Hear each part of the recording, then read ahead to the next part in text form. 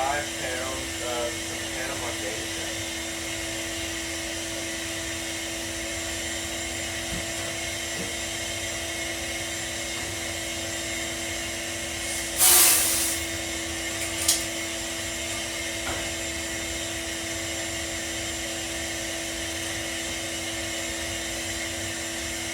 So I've got the roaster preheated. The chamber temp is about 240.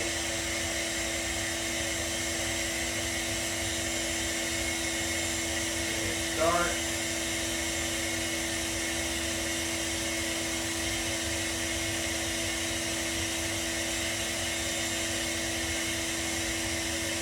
And I'm still figuring out some of the automation stuff, so we'll see if it all works right.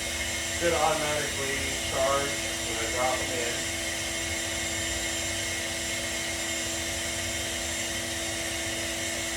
Switch the fan to manual.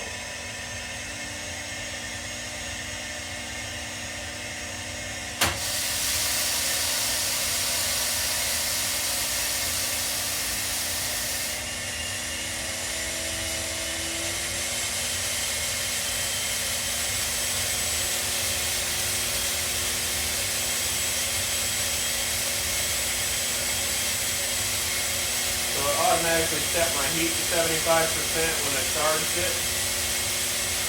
And at around 30 seconds, the automation is going to start following the background curve. So it looks like it's doing that.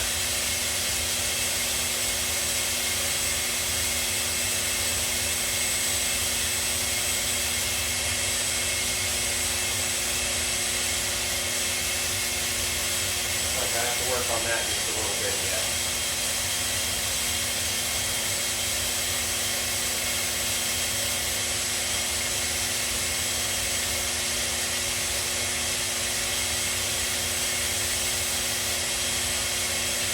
So it's taking off, it's following the background curve now.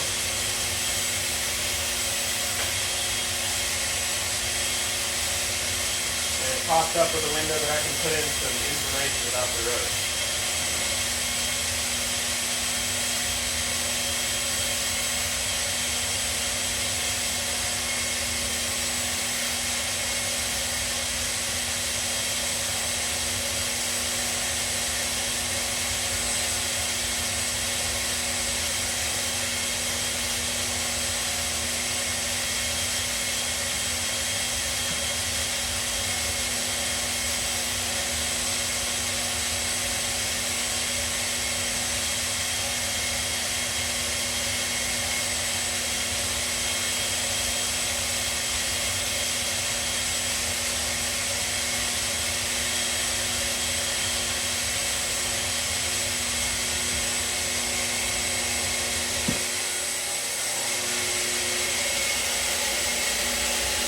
So you can see how it's trying to get to that background curve there.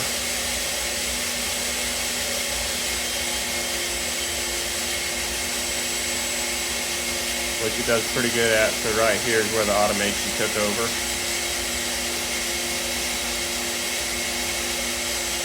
And we're almost back on track. So the blue line up top is the rate of rise for the bean temp. And of course this is your actual bean temperature. The red line is the inlet temp. And then that green is the heater output percentages. And that brown line underneath it is the fan speed. And then this green line here that drops down and starting to climb back up again, that's the chamber temperature. So for real consistency, if you get your chamber temperature to the same spot every time when you charge your beans, that basically is your between batch protocol, so you really don't need much more than that, because that's ultimately what determines, well, that combined with your inlet temps is what determines how fast your beans take off and get started here. So that's something I added. Scott Rao had me add that. He's like, it'd be nice to see your chamber temp. I said, well, I can do that. So You can see we're almost on that background already. That rate of rise is following really, really well. So now I'm just going to sit back, keep an eye on the loft.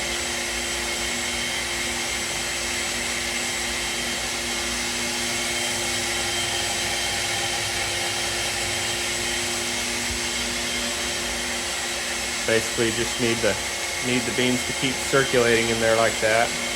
And I'll keep an eye on this heat output.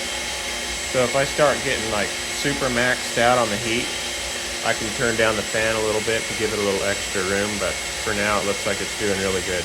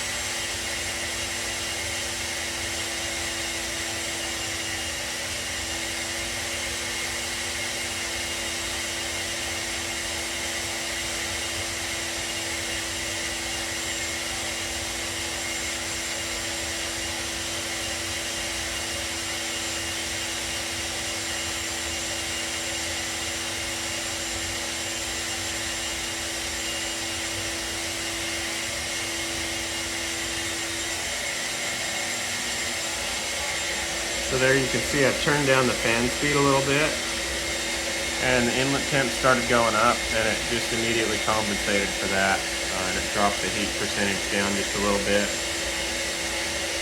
and we're right back on track again. So even changing your loft doesn't really affect how well it follows the background. It adjusts pretty quickly.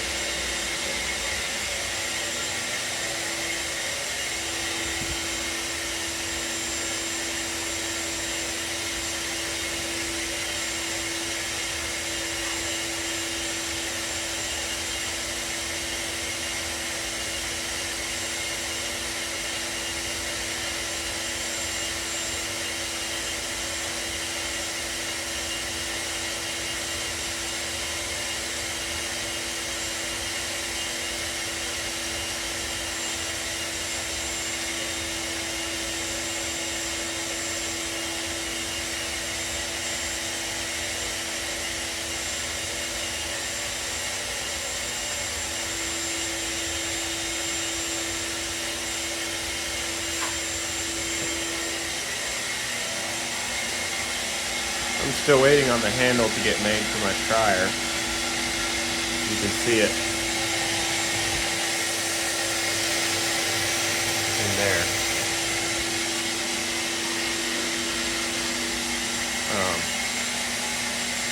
But you can see pretty good what's going on even from the outside. I have it set to as soon as we hit 400 degrees.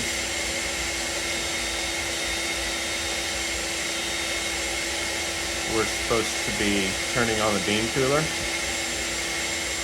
Now this is really interesting. You can see how it really pulled some heat away as we're toasting up to first crack here.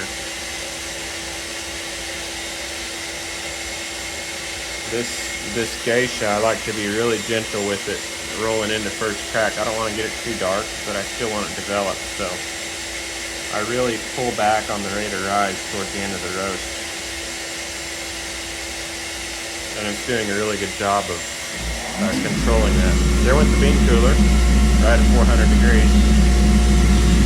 I've got a little valve on there that opens up, keeps any smoke from getting back into the cooler from the back feeding from the exhaust, and that takes a little bit to open, so that's why I turn on the bean cooler a little early.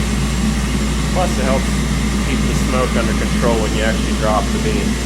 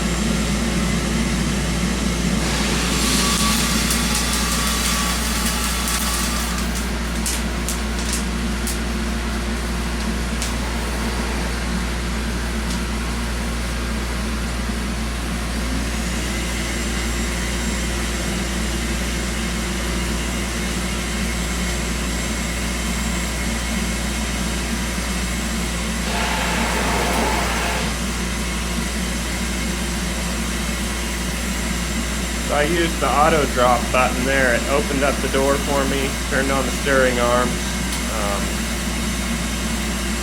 And yeah, it just took care of it for me. It worked really good. And now you can see a window popped up here. It lets me put in information about the roads after the fact. So now I can get my weight loss, and I can plug it in there.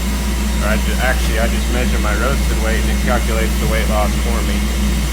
I can also document my pole and ground color readings as well, and any other information you want to put in.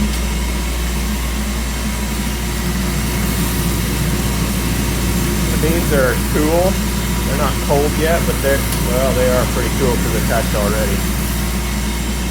And it's only been about a minute and a half since we dropped them in there. So that bean cooler works really good.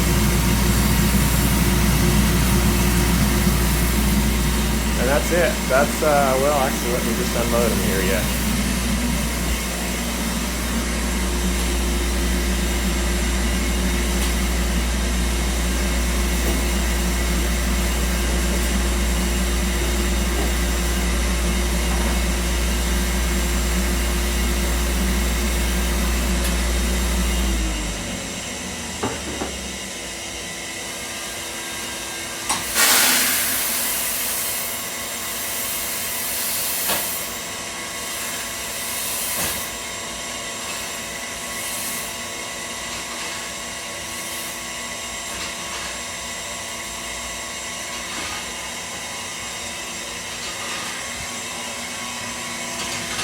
That's it, not a bean left in there.